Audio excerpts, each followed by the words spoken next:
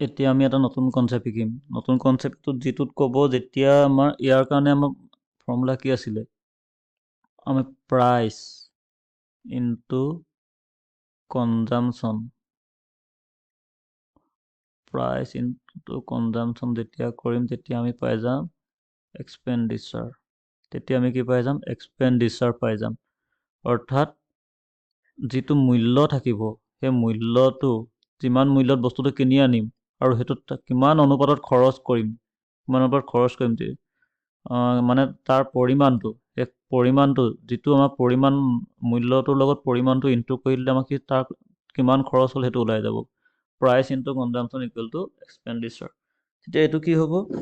কুৱেশ্যনটোত কৈছে কি ফাৰ্ষ্ট এবাৰ লিখি ল'ম ইনিচিয়েল, এইটো আৰম্ভণিতে কি আছিলে, তাৰপৰা ফাইনেল ভেলু কি হ'ব, আৰু এই দুটা ইনটু কৰিছোঁ। কেনেকৈ লিখিব পাৰিম? এইখিনিত লিখি ল'লোঁ আমি প্ৰাইচটো কিমান আছিলে লিখিমগৈ, কনজামচনটো কিমান আছিলে লিখিম, কনজামচন কিমান আছিল, আৰু লাষ্টত এক্সপেণ্ডিচাৰ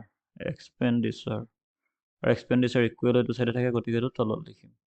আৰু ইনিচিয়েলৰ লগত আমি এইটো ৰেচিঅ' কম্পেয়াৰ কৰিম ফাইনেলে, এইটো আগত কিমান আছিলে পিছত কিমান হ'লগৈ।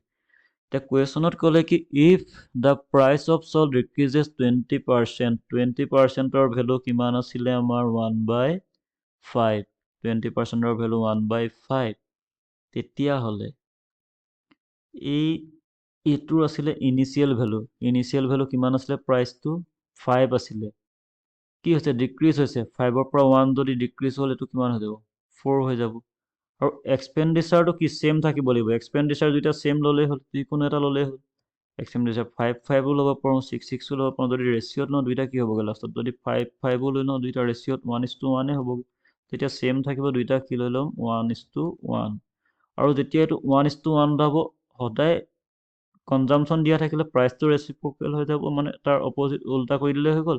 আৰু প্ৰাইচ দিয়া থাকিলে কনজামচন ৰেচিপ্ৰকেল হৈ যাব। তেতিয়া এইটো কি হৈ যাব, 5ৰ পৰা 4 হৈ গৈছিলে, তেতিয়া এইটো 4ৰ পৰা 5 হৈ যাব।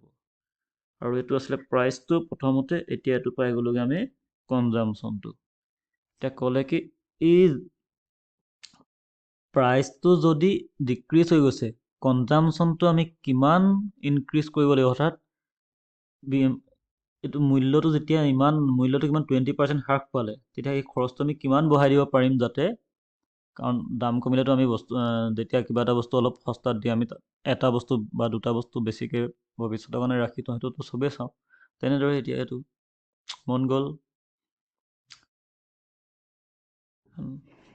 সেইটো কোনে ৰাখিলে, এইটো কোনোবাই ৰাখিলে চাগে, আমাৰ নিচিনা মানুহে।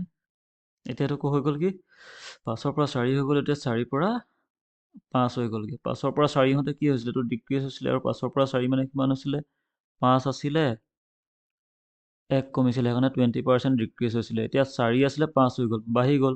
প্ৰথম 4 আছিলে, কিমান বাঢ়ি গ'ল, 1 বাঢ়ি গ'ল। যদি বাঢ়ি গ'লেতো কি হৈ যাব, 1/4ৰ ভেলু কিমান আছে, 25%, আৰু এইটো কি হ'ব, বাঢ়ি যোৱা মানে ইনক্ৰিজ হৈছে, এতিয়া কিমান হ'ব, 25%।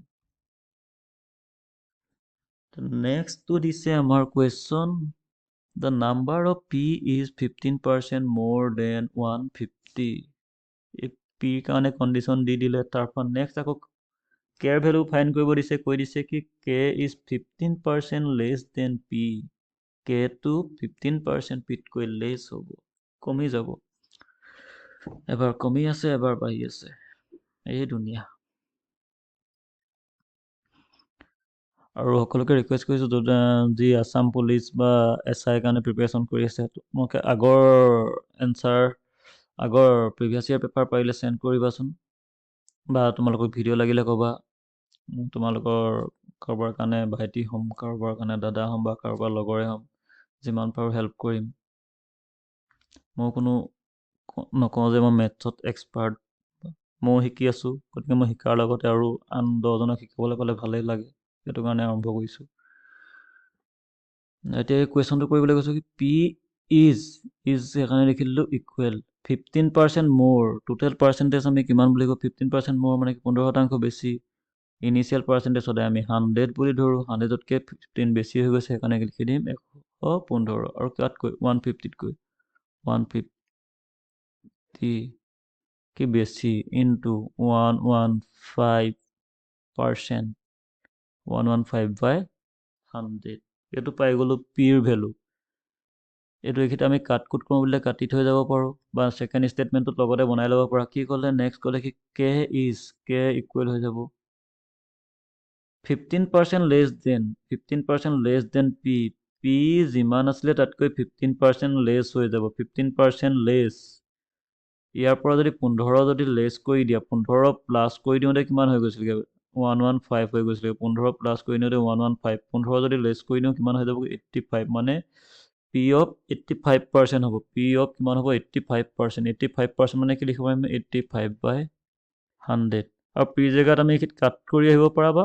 0 কি কৰি আহিলোঁ কাট কৰি আহিলেও হ'ব বা ডাইৰেক্ট ভেলুটো পুট কৰি দিলেও হ'ব আৰু কাট কৰিব পাৰোঁ যেতিয়া কাট কৰি আহোঁ এইখিনিত আমি কি কৰিব পাৰোঁ 5ৰে যাব 3বাৰ 5ৰে যাব 2বাৰ আৰু কাটিব নোৱাৰোঁ তেনেকৈ থৈ আহোঁ 3 × 115/2 ইনটু এই দুটা এইখিনিত কাটিব পাৰোঁ কি হৈ যাব 5ৰে যাব 17বাৰ 5ৰে যাব 20বাৰ তলত পাই গ'লোঁ 20 ওপৰত পাই গ'লোঁ 17 এই দুটাক আকৌ কাটিব পাৰিম 5ৰে যাব 23বাৰ 5ৰে যাব 4বাৰ তলত থাকিলেগে 2 পূৰণ 4 2 4 গুণ 8 ওপৰত কিমান থাকিলেগে 3 আৰু 23 3 17টোতো আছেই 3 আৰু 23 যদি পূৰণ কৰি দিওঁ কিমান পামগৈ আমি 69 3 3 গুণ 9 3 2 গুণ 6 69 আৰু 17 আমি কি কৰিব লাগিব পূৰণ কৰি দিব লাগিব 69 আৰু 17 পূৰণ কৰি দিম 7 9 গুণ কিমান হ'ব 7 9 গুণ 63 3 কিমান কৰি গ'ল 6 7 গুণ 42 6 48 আৰু এফালে একে কৰিছা এইটো 69 হ'ব 3 হ'ব 8 আৰু 9 কি হৈ আছে যোগ হৈ আছে 17 7 কৰিলে 1 6 10 1173 কিমান 1173 কিহেৰে হৰণ কৰিব লাগিব 8ৰে হৰণ কৰিব লাগিব 8ৰে হৰণ কৰি দিম ইয়াৰ কোনোবা এটা পাই যাম 8ৰে যদি হৰণ কৰোঁ কিমান পামগৈ আমি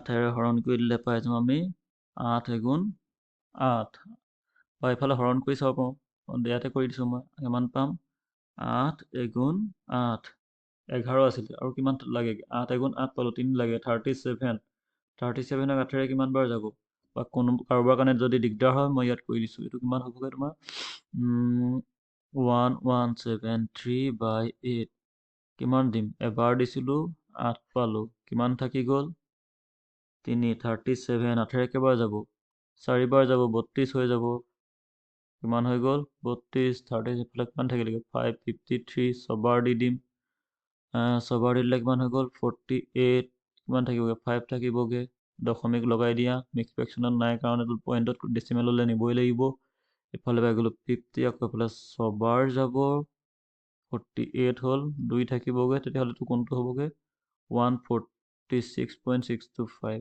আৰু আছে নে 146 নাই তেতিয়াহ'লে ইমানটোলৈকে কৰিলে বাকীটো কৰি দিব পাৰিম তেতিয়া কিমান হ'বগৈ 146.625 তেতিয়া এইটো হৈ গ'ল কুৱেশ্যন এতিয়া নেক্সট কুৱেশ্যনত চাওঁ নেক্সট কুৱেশ্যনত কৈছে কি এইটো কম্পনেণ্ট এণ্ড ডিভিডেণ্ড এইটো টাইপ কুৱেশ্যনটোৰ কাৰণে একদম ইজিলি মনত ৰাখিবা ফাৰ্ষ্ট কি দিয়া আছে চিটুৱেশ্যনটো ক্ৰিয়েট কৰি লোৱা কি দিয়া আছে 20% of A plus B equal দি দিছে 30% অফ এ মাইনাছ বি এইটো A plus B A minus B দিয়া থাকিলে সদায় এইফালে লিখি ল'ব এইফালে এ প্লাছ বি হৈ আছে এইটো এফালে ইনটু হৈ আছে এইফালে লৈ আহিবা ডিভাইড হৈ যাব সদায় প্লাছ টকাটো ওপৰত লিখিবলৈ চেষ্টা কৰিবা আৰু এ প্লাছ বি ইফালে থাকি গ'ল 30 20টো এইফালে এ প্লাছ বি নিজে নিজৰটো নাপায় নিজৰটো সদায় বেলেগক দি দিয়ে সেইটো মনত ৰাখিলেও হ'ব এতিয়া এ প্লাছ বিৰ লগত 20 ইনটু হৈ আছে ইনটু হৈ আছে ইফালে গ'লেতো ডিভাইডেই হ'বগৈ বা এইটো এইফালে ইনটু হৈ আছিলে এইফালে আহিলে ডিভাইড হৈ গ'লগৈ আৰু যেতিয়া এইটো ফৰ্মত আহি যায় এইটো ফৰ্মত আহিলে কি কৰিম ওপৰৰ প্লাছটো সদায় উলিয়াবলৈ প্লাছ কৰিবা আৰু মাইনাছটো উলিয়াবলৈ সদায় মাইনাছ কৰিম এতিয়া কি আছে এ প্লাছ বি এ প্লাছ বি এ লাগে এ উলিয়াবলৈ কি কৰিলে হৈ গ'ল দুইটা প্লাছ কৰি দিয়া এ আৰু দুইটা কিমান হৈ গ'ল 0 0টো কি হৈ গ'ল কেঞ্চেলেই হৈ গ'ল এতিয়া এ প্লাছ বি আছে প্ৰথম এ উলিয়াবলৈ কি কৰিবা এ ওপৰত আছে ফাৰ্ষ্ট থকাটো উলিয়াবলৈ সদায় প্লাছ আছে প্লাছে কৰিবা 3 আৰু 2 আছিলে কিমান হৈ গ'ল 5 বি 3 পৰা 2 মাইনাছ কৰি দিয়া এ উলিয়াবলৈ প্লাছ কৰিবা বি উলিয়াবলৈ মাইনাছ কৰিম কম্পনেণ্ট এণ্ড ডিভিডেণ্টৰ ৰুলত কৰিছোঁ এইটো হৈ গ'লগৈ 1 এতিয়া আমাক সুধিলে কি বিৰ কিমান শতাংশ এৰ সমান বিৰ কিমান শতাংশ এ হ'বগৈ এই 1 মানে যদি 100% হয় 5 মানে কিমান 500% হ'বগৈ বিৰ কিমান শতাংশ হ'লগৈ 500%। বিৰ কিমান 500%। এইটো এনচাৰটো ওলাই গ'ল, এইটো ইজি কুৱেশ্যনে আছিলে। নেক্সট কুৱেশ্যন ক'লে এটা টোপোলাত 350টা কণী আছে, তাৰ 12% একাৰ কিমান পচি যায়, মানে বেয়া হৈ যায় আৰু কণীটো পচি নাযায়। তেন্তে কিমান কণী বিক্ৰী কৰিব পৰাকৈ থাকিলে? তেতিয়াহ'লে কিমান টোটেল ডিম আছিলে 100%, তাৰ যদি 12% যদি বেয়াই হৈ গ'ল, কিমান পাৰ্চেণ্ট বিকিব পাৰিলে? 88% বিকিব পাৰিব। কিমান বিকিব পাৰিব? 88। এইটো লজিক লগাই দিলেই হৈ গ'ল। এতিয়া আমাৰ টোটেল কিমান আছে? 350 আছিলে, 350 আমি কিমান, বা এইটো দুটা টাইপত কৰিব পাৰিম আমি। 350ৰ পৰা 12% বিকিলোঁ আৰু সেইখিনি 12%টো উলিয়াই ল'ম, তাৰপৰা 350ৰ পৰা সেইখিনি মাইনাছ কৰি দিলেও হ'ব। ডাইৰেক্ট যদি উলিওৱা কি কৰিব পাৰিবা? 12% যদি বেয়া হ'ল, কিমান বিকিব? 88 বাচিব। এইটো 88/100 লিখি দিলেই হৈ গ'ল।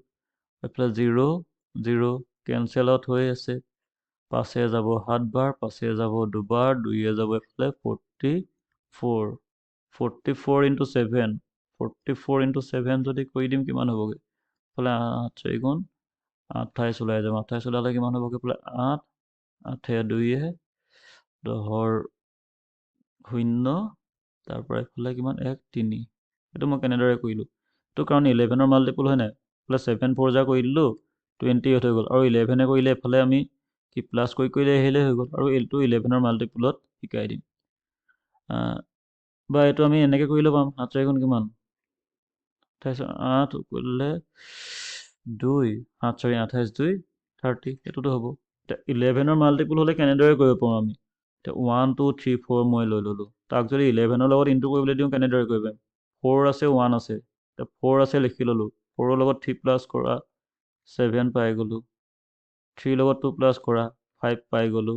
ইয়াৰ লগত এইটো প্লাছ কৰা 3 পাই গ'লোঁ। লাষ্টত কিমান থাকি গ'ল? 1। বছ হৈ গ'ল। 22 হোৱা হ'লে কি হ'ল? 2 ইনটু কৰি আকৌ সেই একেটা প্ৰচেছ ৰিপিট কৰিলে হৈ যাব। এতিয়া মই যদি ধৰি ল'লোঁ 361 361 × 11, এইটো কেনেদৰে কৰিব পাৰিম? 1 আছে 1 পুট কৰি দিম, 1 আৰু 6 প্লাছ কৰি দিম, কিমান হৈ যাবগৈ? 7 হৈ যাবগৈ। এই দুটাই প্লাছ কৰি দিম, কিমান হৈ যাবগৈ? 9 হৈ যাবগৈ। লাষ্টত 3 থাকিলে 3। এইটো হৈ যাব এনচাৰ। বা যদি গোটেইকেইটা যদি এতিয়াতো উকলি যোৱা নাই বা কেৰি হৈ যোৱা নাই, যদি এনেকৈ থাকিলে হয় 9 8 7 × 11, এইটো কেনেদৰে কৰিম? 7 আছে 7 লিখা, 7 আৰু 8 কিমান হৈ যাব? 15। 15ৰ 5 কৰা, 1 এটা কেৰি হৈ গ'ল। আকৌ এই দুটা প্লাছ কৰা, কিমান হৈ গ'লগৈ? 17 হৈ গ'লগৈ। 8 আৰু 9 প্লাছ কৰা 17, 1 2 18, 1 কেৰি হৈ গ'ল। 1 আৰু 9 লগাই দিয়া, কিমান হৈ যাবগৈ? 10। এনচাৰ ওলাই যাবগৈ 10857। তেতিয়াহ'লে শতাংশ ক্লাছত আমি ইমানখিনি শিকিলোঁ। নেক্সটত আৰু নতুন নতুন টাইপ লৈ পানি আমি কৰিবলৈ আহিম। সকলোকে চেনেলটো ছাবস্ক্ৰাইব কৰিব, শ্বেয়াৰ কৰিবলৈ অনুৰোধ জনালোঁ। আৰু কিমান দাদা ভণ্টি বা মোৰ লগৰে হওক আছাম পুলিচৰ কাৰণে বা নেক্সট ADR 3.0 আহি আছে, বা SSC কাৰণে বেংকৰ কাৰণে প্ৰিপেয়াৰ কৰি আছা, সকলোৱে যদি কিবা হেল্প লাগে তেনেহ'লে ইয়াৰ কমেণ্ট ছেকশ্যনত জনাব পাৰা। আৰু লগতে ইয়াৰ হোৱাটছআপ নম্বৰটো মই ইয়াত হোৱাটছআপ নম্বৰ লিখি দিছোঁ 9395902205। ইয়াত মেছেজ কৰি আগৰ প্ৰিভিয়াছ ইয়েৰ পেপাৰ বা কিবা কুৱেশ্যন নাথাকিলে ইয়াত দিলেই হ'ল। মই যিমান পাৰোঁ ভিডিঅ' বনাই এনে ইউটিউবত আপলোড কৰি পানি সকলোকে হেল্প কৰিব চেষ্টা কৰিম। Thank U.